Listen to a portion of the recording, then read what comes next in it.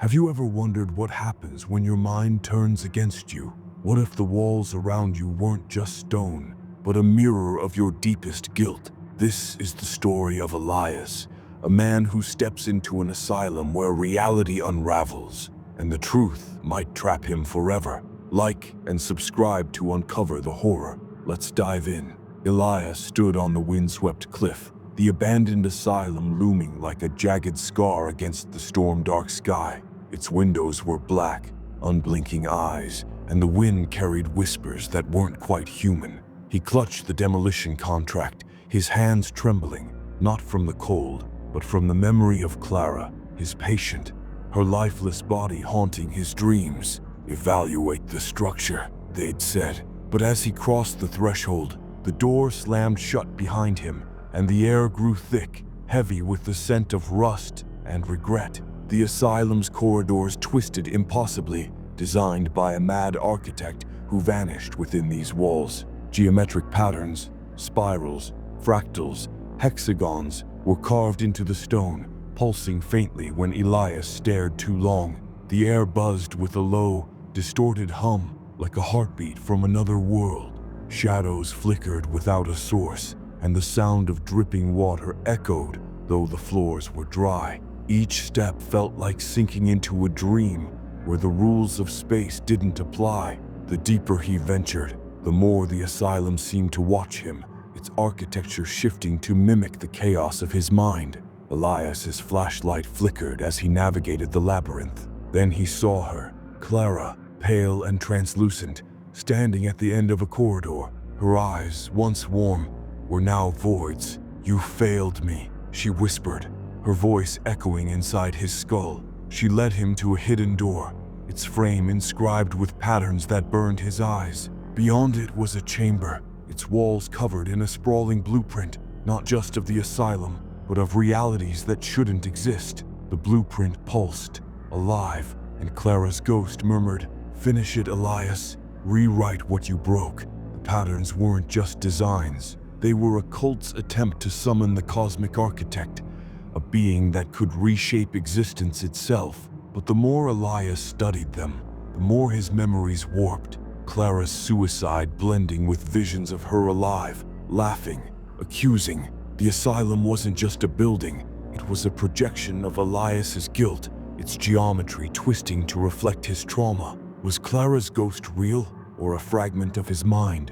Was the cosmic architect a god, or the embodiment of his need to undo his mistakes? The blueprint revealed a truth. Reality was a fragile construct, and human guilt was meaningless to a universe that could be redrawn. Elias's sanity frayed as he realized the asylum might not exist outside his head. The patterns whispered to him, promising absolution if he completed them, but at the cost of unleashing a force that cared nothing for his redemption. In the chamber, Clara's ghost handed Elias a piece of chalk. "Draw the final line," she urged, her voice both pleading and menacing.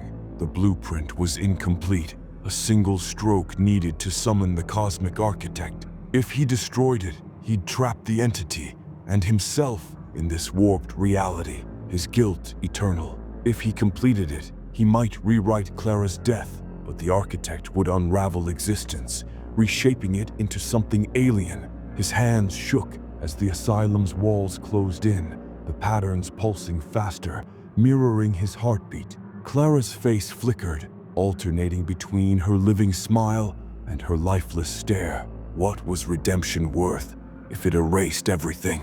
The narrative fractures as Elias's mind unravels. Flashbacks of Clara's therapy sessions intrude. Her laughter, her tears, the moment she slipped away. These blend with visions of alternate realities where she lived, but Elias was a stranger. His identity erased. The present blurs. One moment he's in the chamber, the next he's running through corridors that loop endlessly, Clara's voice echoing from every direction. The asylum's timeline feels broken, as if past, present, and future are collapsing. The audience feels his disorientation, questioning what's real as the story jumps between his memories and the asylum's shifting reality.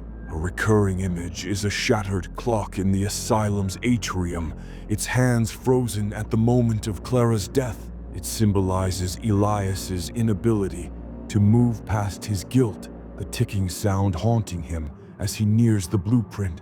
The clock's face appears in the patterns, its cracks mirroring the fractures in his mind.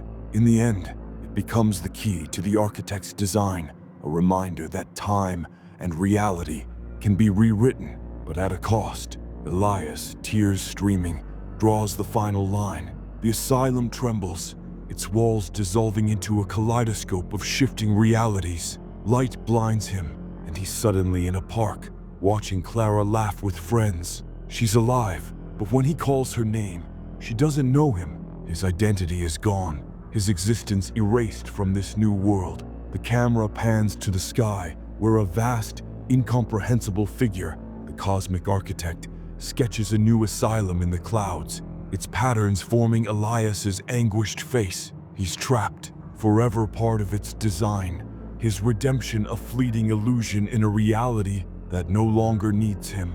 Did that ending leave you chilled? What would you have chosen? Destroy the blueprint or unleash the architect? Drop your thoughts in the comments, hit that like button, and share this with your friends to see if they'd survive the asylum. Subscribe for more psychological horror that'll keep you up at night.